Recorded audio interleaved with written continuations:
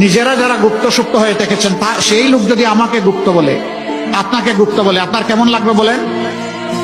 বছরের পর বছর দেশবাসী কিছু মানুষের ছায়াও দেখে না। সেই মানুষ যদি আমাকে বলে আমি গুপ্ত না সুপ্ত, আপনি বলতেই পারেন আমি গুপ্ত ছিলাম কারাগারে, দফায় দফায়। আপনি যদি ওইটাকে গুপ্ত বলেন তাইলে আমি অবশ্যই গুপ্ত।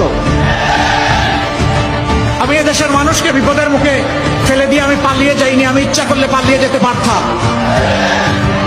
আমি শুধু না, আমার সহকর্মীরা পালিয়ে যায়নি। নিশ্চিত মৃত্যু জেনে আমাদের সহকর্মীরা সাহস করে বাংলাদেশে ফিরে এসেছে। এই এলাকায় ইবনে সিনা হাসপাতাল আছে, ডায়াগনস্টিক সেন্টার আছে। এর প্রাণ পুরুষ ছিলেন মীর কাসেম আলী।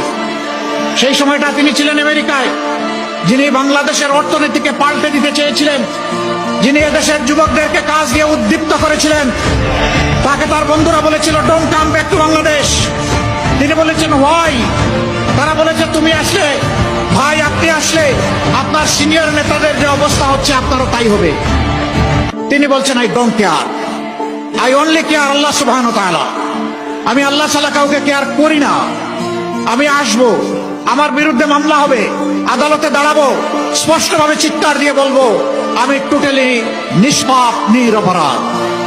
আমার বিরুদ্ধে যে মামলা করা হয়েছে এই পাপ আমি করি নাই, এই অপরাধ আমি করি নাই, এটা সাজানো, পাতানো এবং মিথ্যা। এরপরে আমার যদি ফাঁসি হয়, ফাঁসি হবে, আমি আল্লাহর দরবারে শহীদ হয়ে কবুল হয়ে যাব।